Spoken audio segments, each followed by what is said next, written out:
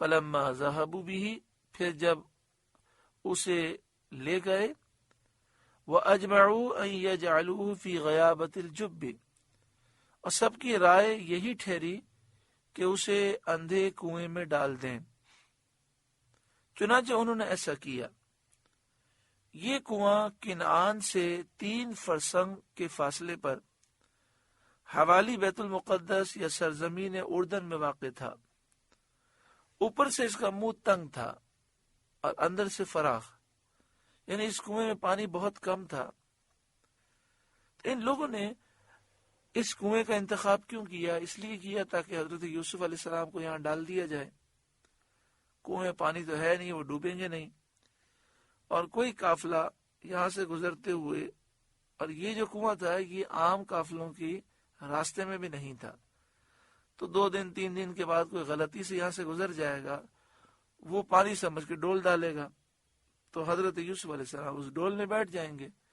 وہ قافلہ آپ کو کہیں دور لے جائے گا تاکہ ہمارا مقصد بھی حاصل ہو جائے اور ہمیں قتل کرنے کی ضرورت بھی پیش نہ آئے۔ انہوں نے یہ سوچ کر اس کنویں کا انتخاب کیا۔ حضرت یوسف علیہ السلام کے ہاتھ پاؤں باندھ کر، قمیص اتار کر کنویں میں انہوں نے چھوڑ دیا۔ جب حضرت یوسف علیہ السلام اس کنویں کی آدھی گہرائی تک پہنچے تو رسی چھوڑ دی تاکہ آپ پانی میں گر کر شہید ہو جائیں۔ حضرت جبریل امین اللہ تعالیٰ کے حکم سے پہنچے۔ حضرت جبریل کو اللہ تعالیٰ نے کیسی طاقت عطا فرمائی۔ حدیث پاک میں ہے کہ آپ سدرۃ المنتہا پر تھے، وہاں سے آپ جنت گئے، جنت سے پتھر لے کر آئے، اور پھر آپ کنویں میں پہنچے، اور یوسف علیہ السلام کے نیچے پہنچنے سے پہلے انہوں نے آپ کو ایک پتھر پر بٹھا دیا، آپ کے ہاتھ کھول دیے۔ حضرت یعقوب علیہ السلام نے حضرت ابراہیم علیہ السلام کا قمیض جو تعویذ بنا کر آپ کے گلے میں ڈال دیا تھا وہ کھول کر آپ کو پہنا دیا، اس سے اندھیرے میں روشنی ہو گئی۔ حضرت ابراہیم علیہ السلام کا وہ قمیض جو آپ نے پہلے سنا کہ جنتی قمیض تھا، حضرت ابراہیم، حضرت اسحاق، حضرت یعقوب علیہ السلام سے نسبت رکھنے والی یہ قمیض تھی، تو جیسے ہی حضرت جبریل نے وہ قمیض کھول کر آپ کو پہنایا تو انبیاء کی برکتوں سے اور اس جنتی قمیض کی برکت سے پورا کنواں روشن ہو گیا۔ حضرت مولانا نعیم الدین مراد آبادی علیہ رحمہ لکھتے ہیں، سبحان اللہ، انبیاء علیہم الصلاۃ والسلام کی مبارک اجساد شریفہ میں کیا برکت ہے کہ ایک قمیض جو اس بابرکت بدن سے مس ہوا اس نے اندھیرے کنویں کو روشن کر دیا۔ اس سے معلوم ہوا کہ ملبوسات اور آثار مقبولان حق سے برکت حاصل کرنا شرع میں ثابت اور انبیاء کی سنت ہے، یعنی جن چیزوں کا نسبت ہو اللہ کے نیک بندوں سے، اس سے برکت حاصل کرنا یہ شریعت کے مطابق ہے اور انبیاء اور صالحین کا یہ طریقہ ہے۔ آگے ارشاد فرمایا وَأَوْحَيْنَا إِلَيْهِ، اور ہم نے یوسف کو وحی بھیجی حضرت جبریل امین کے ذریعے۔ یہ اللہ تعالیٰ نے الہام فرمایا۔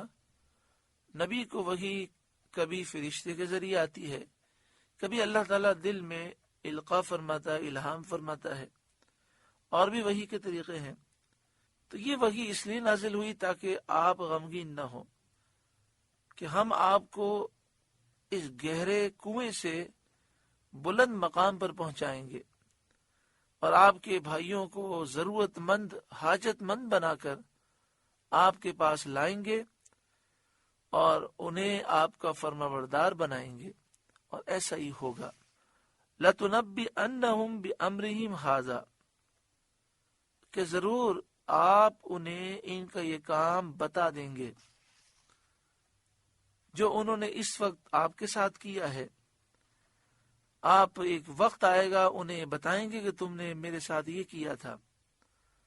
وَهُمْ لَا يَشْعُرُونَ، ایسے وقت آپ بتائیں گے کہ وہ نہ جانتے ہوں گے کہ آپ یوسف ہیں۔ کیونکہ اس وقت آپ کی شان اتنی بلند ہوگی اور آپ سلطنت اور حکومت کی مسند پر ہوں گے، اس وجہ سے وہ آپ کو نہ پہچانیں گے۔ خلاصہ یہ کہ حضرت یوسف علیہ السلام کے بھائی حضرت یوسف علیہ السلام کو کنویں میں ڈال کر واپس ہوئے، اور حضرت یوسف علیہ السلام کا قمیص جو اتار لیا تھا اس کو ایک بکری کے بچے کے خون میں رنگ کر ساتھ لے گئے۔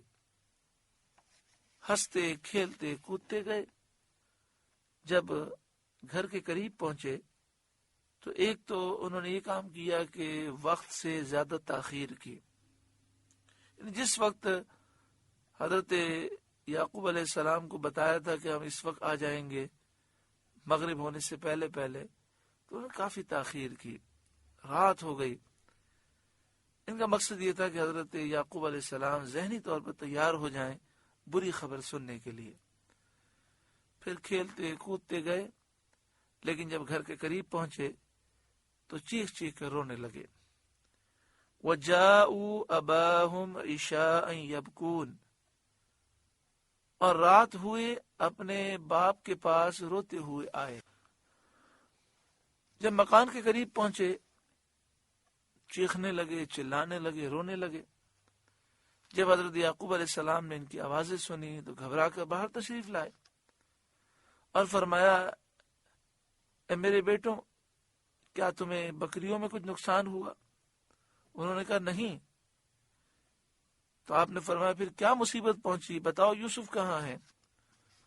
قالوا، وہ بولے، یا ابانا انا ذهبنا نستبق، اے ہمارے باپ، ہم دوڑ کرتے نکل گئے، ہم آپس میں دوڑ رہے تھے اور ایک دوسرے سے دوڑنے کا مقابلہ کر رہے تھے، اس میں ہم آگے نکل گئے۔ وَتَرَكْنَا يُوسُفَ عِنْدَ مَتَاعِنَا، اور یوسف کو اپنے سامان کے پاس چھوڑا۔ فَأَكَلَهُ الذِّئْبُ، تو اسے بھیڑیا کھا گیا۔